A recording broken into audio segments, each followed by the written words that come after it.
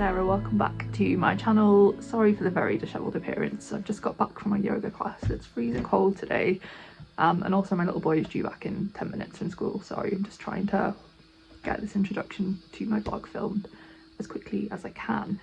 It's my birthday this week. I'm so excited. I love my birthday, not because I really do anything particularly special normally. Last year I went to Loch Lomond, which was amazing. I did a little solo trip. I'll leave my sort of silent vlog I did of that below. This year is going to be quieter. I am going to Edinburgh, but not until next week. So this time I think I want to walk up North Berwick Law, which is sort of relatively close to where I live. I've never done it before. I think I'll probably do that. My birthday's on Wednesday. I'll probably do it on Tuesday because the weather forecast looks a bit better. And then Wednesday, just relax and have some time to myself, eat great food, play Genshin Impact is pretty much my plan. So yeah, it's my birthday. I'm in a reading slump, so I thought as a gift to myself I'd buy a really old copy of I Capture the Castle by Dodie Smith. This, I always say, is my favourite book, but when I looked at Goodreads, I haven't read it for 10 years, so I don't know if that's still true, and I would like to find out. I know I'm gonna enjoy it because it's so cosy and comforting. So this follows, it's a series of diary entries essentially following Cassandra, who is a 17-year-old girl living in this very worn down, dilapidated castle with her father, her stepmom Topaz, and her sister Rose. And their kind of servant boy, who's not really a servant, he's mostly just like part of their family, but he's called Stephen and he lives with them. And it's just about her life and just how difficult it is for her living in poverty. Her father was a famous writer, but after an incident he stopped writing, and the family have sort of just descended into abject poverty since the death of her mother. And yeah, it's just following her tale of living through that and just trying to find the good in like all the simple things and just finding happiness in the most simple things. And yeah, I really enjoyed it the last time I read it, so I'm hoping it will still be a favourite. It's a big chonker of a book,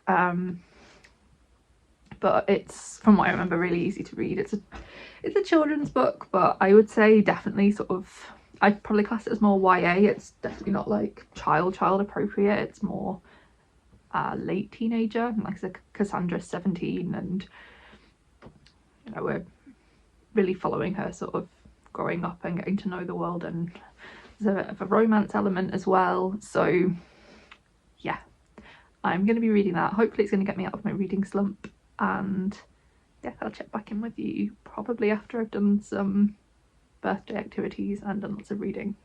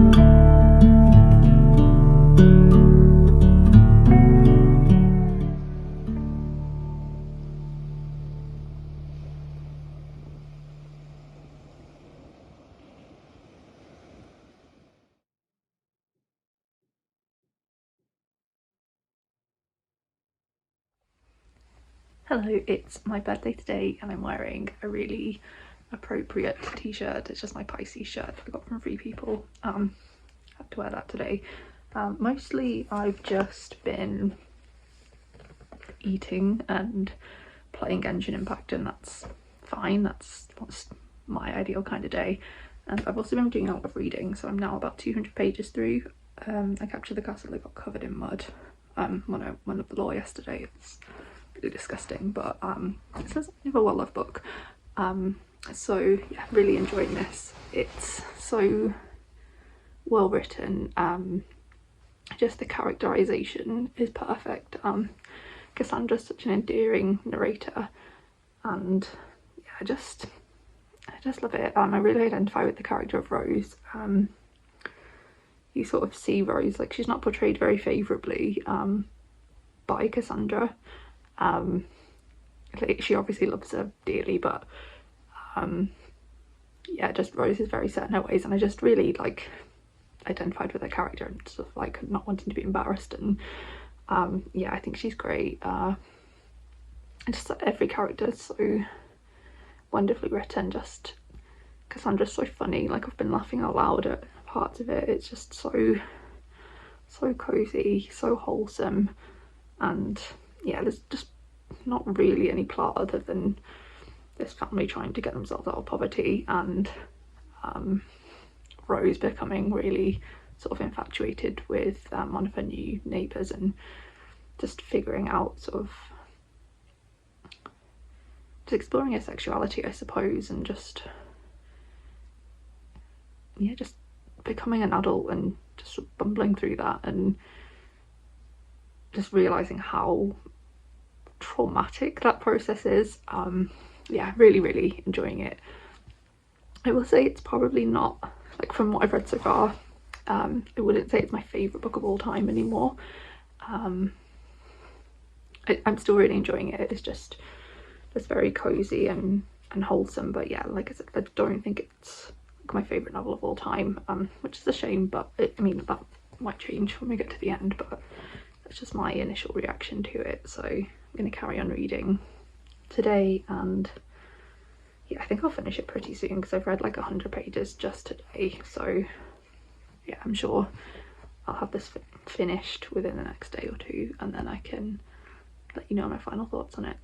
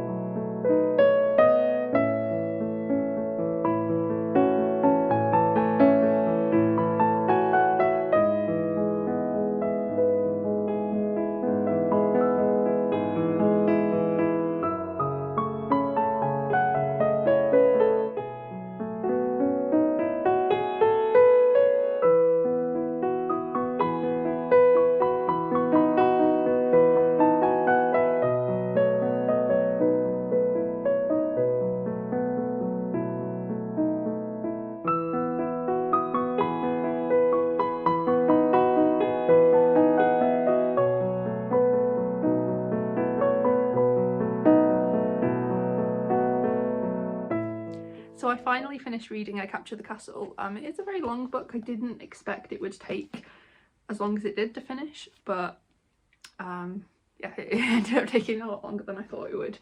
I think I mentioned in one of the previous clips that I was enjoying it, but I didn't think it was going to be my favourite book of all time still, and it really hit, like, I don't know, in the middle I just was like, oh, I'm not really enjoying it so much anymore. It was becoming a bit of a slog to read, and I just switched to the audiobook on Audible. It's included in the Audible membership. It's narrated by Jenny Agata, and just what a change. Like, it's definitely one of my favourite books of all time still. This is stunning. Like, it's just one of the best books ever written, definitely one of the best books ever written about growing up.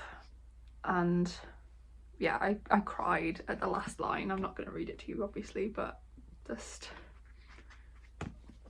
oh, Stephen and Cassandra, just these characters are just perfect. I think I started to get a bit fed up of Rose, which is why I didn't enjoy reading it so much, and Rose sort of moves on and becomes less a part of the just everyday action of the story, so that definitely improved. I said that I felt an affinity with Rose, and I really did at first, and I think it's because when this book starts off, Cassandra's 17 I think, and she's still very childish, and she'll have these moments where she says something that like she's like wise beyond her years, and like she's really funny and endearing but still quite a childish character, but then you really start to relate to her more as the novel progresses, and that's just her growing up and just learning more about the world. And I just thought she was brilliant. It's so beautifully done. Interpersonal relationships are so well done. That's one of my favourite things about books, is just good interpersonal relationships, and this